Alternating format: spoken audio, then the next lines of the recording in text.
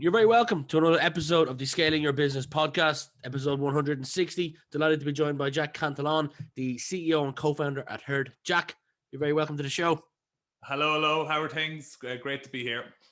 Things are good. You're based over in London at the moment, but you're coming home next week for Christmas. Really looking forward to it. Yeah, 60% of my time I'm in London, but the rest of the time I'm in Dublin. I work at a Dog Patch Labs just there on the Great Keys. spot. Yeah. And yeah, I'm looking forward to getting back for the Christmas. Slick. Well, let's start right back. Rewind the clock.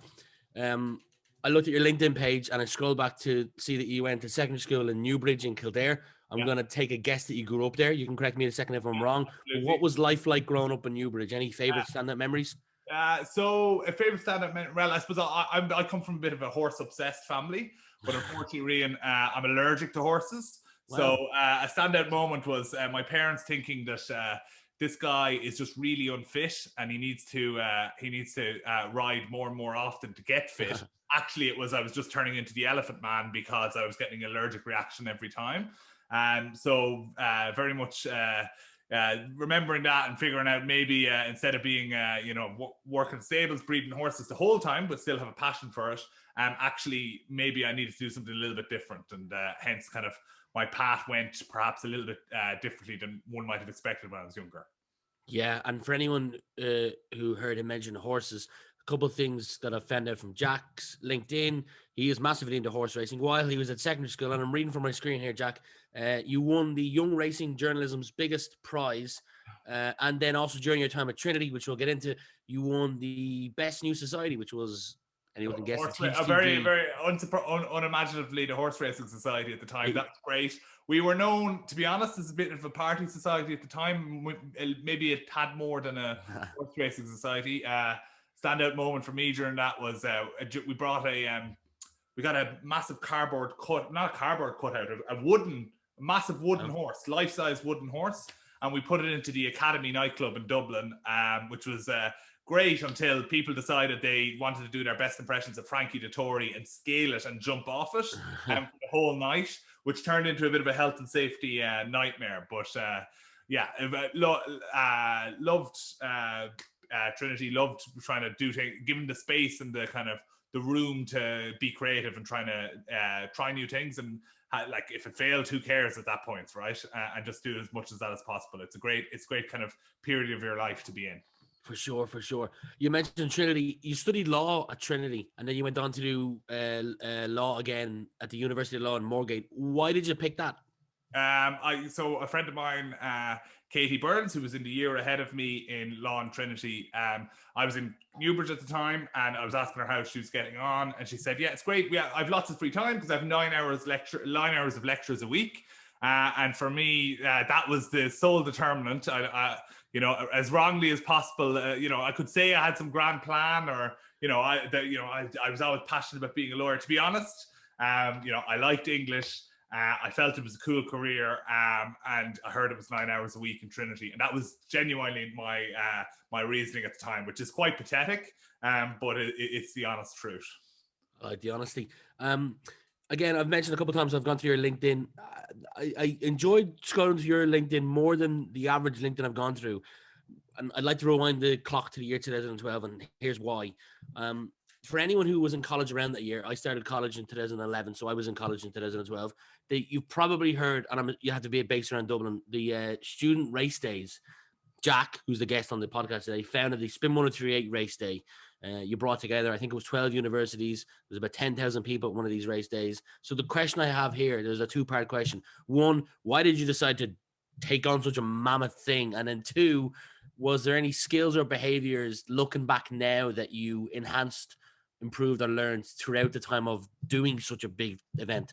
I think the skills and behaviors is the ability to just do something, right? I'm a big believer in starting, and once you've started, how do you eat an elephant? You do it a bite at a time, right? So that's very much the mantra I have. I think the student race day was great.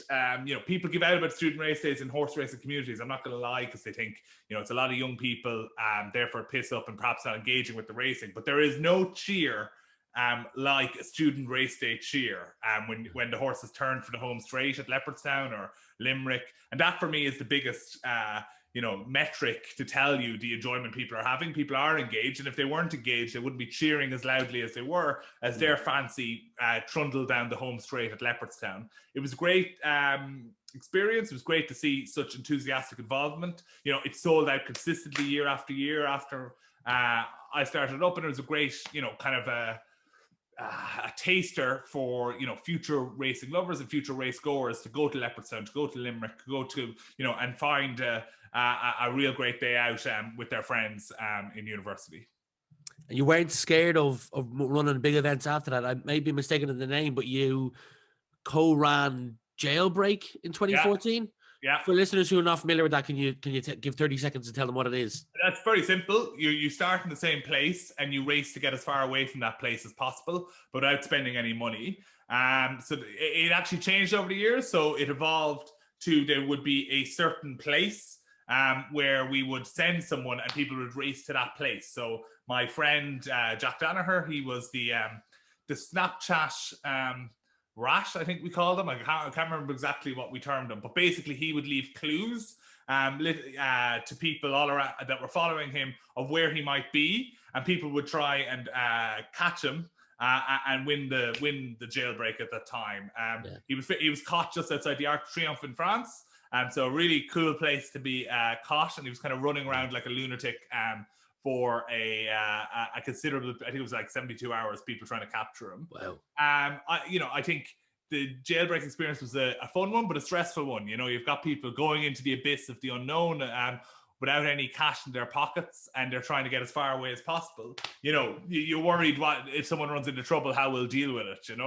So it was a difficult period, but we raised loads of money, and it was for some very worthwhile causes in Vincent de Paul and Amnesty International, and is one that I definitely learned a lot from the experience in running it.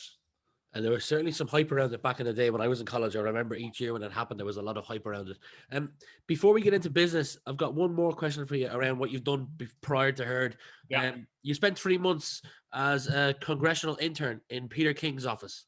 Yeah. What was that experience like?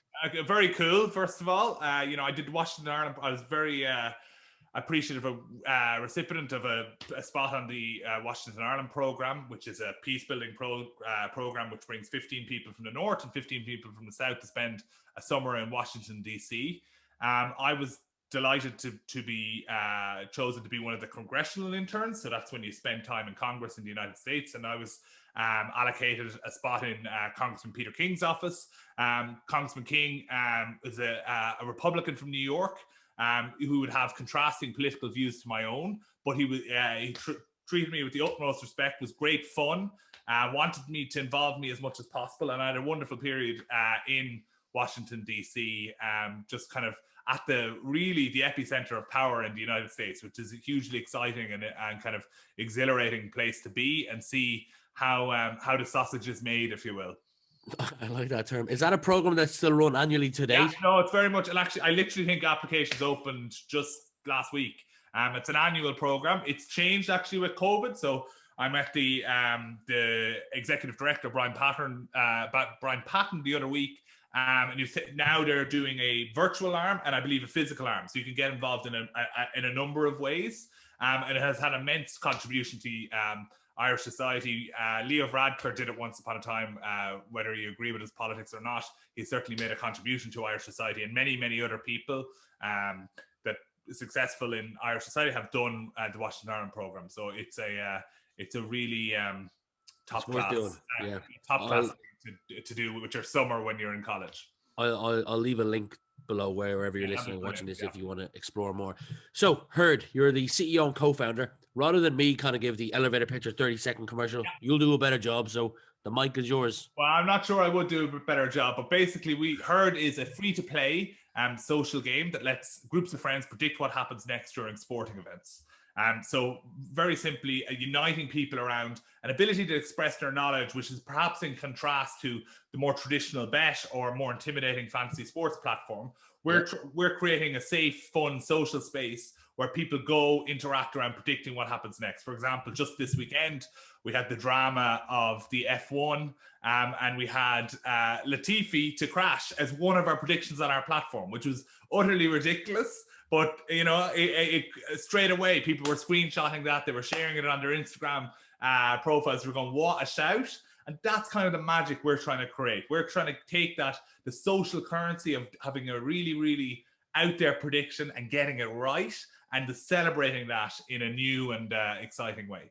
I downloaded the app myself about 3 hours ago in prep for the podcast. Well done. The question I had around it, actually, what got my attention was, I don't know what you'd call it, a promo video or a launch video, but you called it not a SaaS business, but not software as a service, status as a service. Yeah. And I thought that was brilliant. I did. I'm glad you enjoyed that. And that's really what it is, right? I think, why, Rian, when you put up an Instagram photo, do you look back and see how many likes you got? When you put out your podcast, you want the validation of people commenting on it, people interacting around it. And it's not necessarily about financial reward. And that's traditionally what we associate with knowledge around sport. You have a bet to make money. And for most people, actually, if they looked at their statistics, they lose money. What we're trying to do is celebrate something which is different, which is the ability for you to analyze a sporting situation, share it with your peers, compete in a leaderboard, and give you a new way of expressing that those habits and behaviors. Of course, over time, we're actually going to take those best performers. So say you're a Man United fan and you're a super fan, you actually get rewarded with brand partnerships and gamified rewards, which are delivered directly to the most passionate consumers, which are the United fans that keep getting it right. There's no better way to prove that you're engaged than predicting correctly what's going to happen around your favorite clubs and scenarios that associate them. So we're super excited to be kind of on this journey of a new type of way people engage around sport, and to do so building it very much from an Irish identity alongside kind of our UK origin story. A simple concept, but a genius. I'm part of a number of WhatsApp groups where when sporting events are on, friends will engage and say, I think he'll be the first scorer, or I think this team will win. Whereas this app takes that concept, adds a couple of layers to it, and turns it into a product, essentially. But my question here is, how do you plan to get that word out to the masses? Because other than you being on my podcast, I had never heard of Herd before. Yeah. So I know you mentioned in that promo video, I think you said you'd secured some partnerships. Is there a plan next year in terms of tapping into influencers, word of mouth, SEO? Give me a broad overview of how you plan to grow the app. Yeah, so I look, it has to be fun, first of all, right? There's no better way for the word to spread about Herd than people downloading. I'd love if your listeners did download it and gave us their thoughts, what they think. But that's the best one. So it's about making the experience as fun as possible, and the people that do come today retain and they stay with us, because if they do, then we are building something really worthwhile. So that's our first goal. It's actually retaining our customers rather than perhaps growing it. But I'm super excited how we can grow this. It's very natural, right?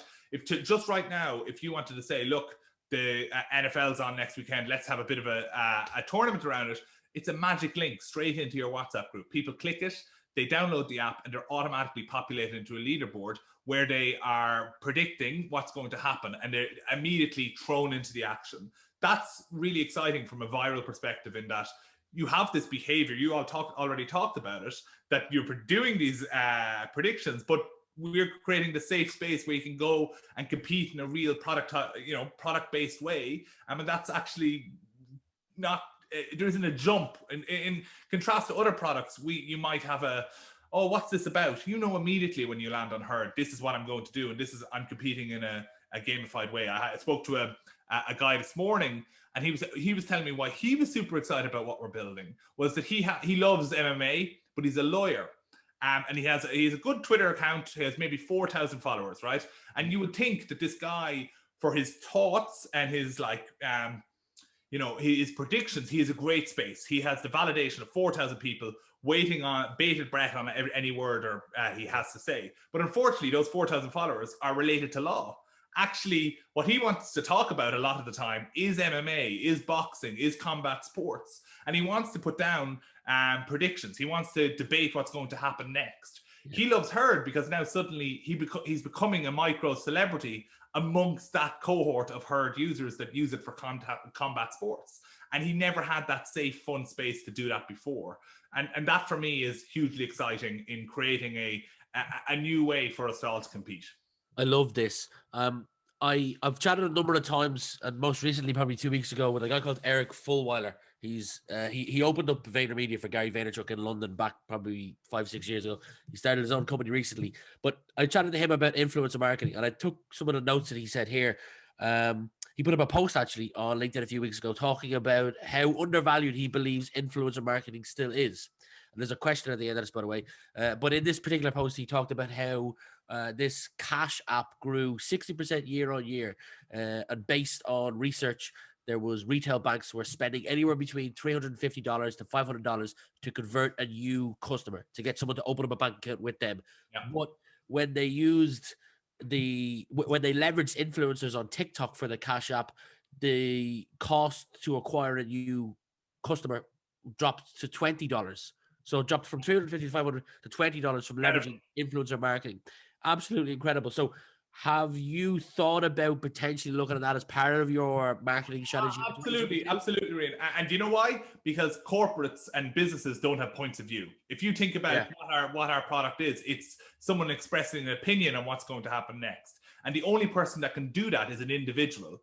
And an individual with influence, we call an influencer. So it has to be core to everything we do. Yeah. And we have to speak to this, we call them hosts on our platform. We have to speak to our hosts, because a good host, to be honest with you, is 100 times better than a good user, because a host is spreading the product. It's telling their friends. It's creating the content when they land. Of course, users add to that, and they may in turn become hosts themselves. But we absolutely must invest in influencer marketing. For example, we did our budget for next year. We have no spend whatsoever on traditional Facebook ads, LinkedIn ads, anything like that. We are totally focused on strategic partnerships with kind of, for we go back to the Man United example, Man United legends adjacent to the brand that their fans want to take them on and want, what's really interesting is sporting communities. When I think back to when I was younger and I think about the panel that perhaps would analyze a football match, it would be impartial in nature.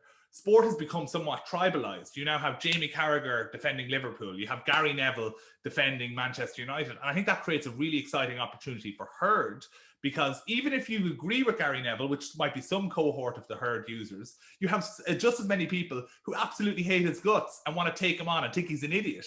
And people thinking you're an idiot is just as important as people thinking you're not an idiot on our platform, because people are exchanging views and they're competing on that and building their knowledge and showing that they are indeed the oracles of their given sports. Jack, before we hit the record button, we were talking about different WeWork offices in London, and you instantly were able to know what WeWork office I was talking about. And I've gone through your LinkedIn and I see that you've networked with a ton of people. How important are relationships? Oh, they're everything, aren't they? It's the be all and end all. We're hiring at the moment, and to be honest, I'll put up a LinkedIn post. I'll put it in various job boards and everything else. But who am I going to hire? I'm going to hire the people that are recommended to me by people I trust and people who I've built relationships over the time. There's so many moments in my career where I'm very thankful for the relationships that I have.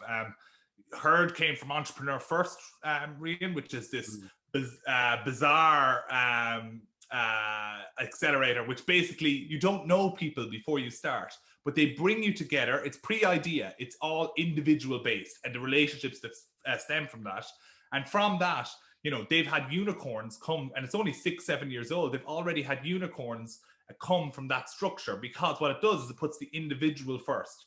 It melds those individuals together, and with that alchemy and with that magic, they create brilliant businesses. And we started with 80 people at the start of EF, maybe a few more than that.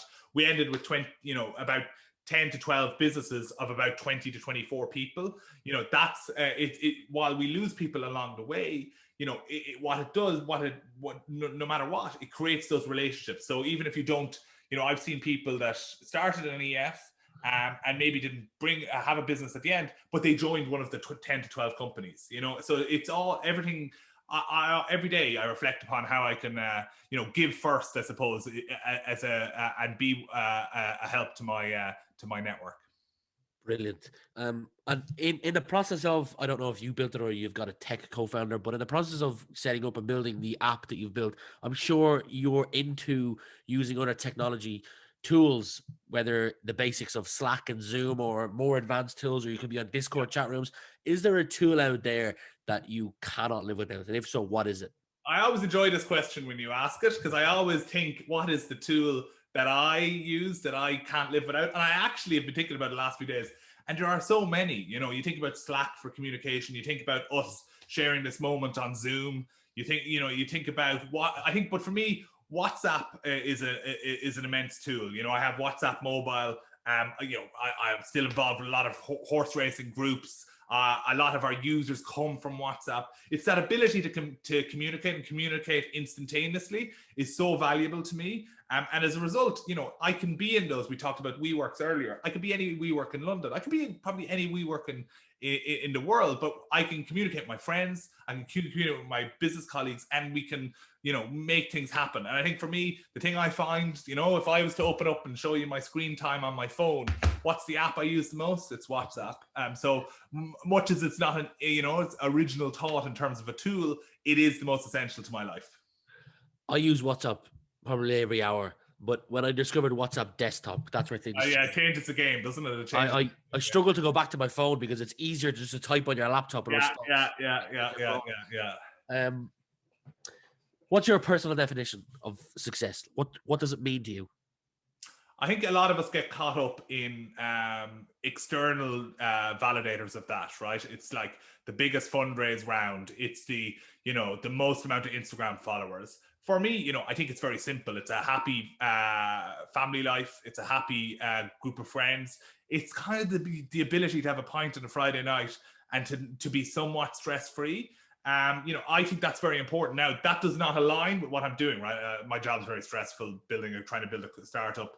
I take a lot on myself. So I don't help myself in achieving that goal, but I do think you have to simplify life a little bit. And for me, it is that ability to have a nice meal with my girlfriend, have a great catch up on a Sunday with my family, and have a pint with my friends on a Friday. And no matter where kind of, the tapestry of life brings me along that, I've got to think, if I've got those core three fundamentals okay, things are all right, and actually that's a very stabilizing influence to have. No, I love that answer, Jack. What's your favorite part of your job? Because you spend so much time working. What do you enjoy the most? It's the random, like sometimes it's absolute despair. Like, you'd look at someone come on the app and you go, oh my God, they stay for 6 seconds. How rubbish is it? And it's still pretty primitive, right? We've just started. Our cohort of users are very passionate early adopters that want to see us succeed. They know we're on a journey, right? And we're going to get, we're hiring. We've just, raised a nice amount of money. Things are going to get rapidly really interesting for us. So it's not all rose, but I tell you, just yesterday, we're doing a very systematic outreach to people within a certain cohort of the sport, which actually happens to be horse racing at the moment, just as a test.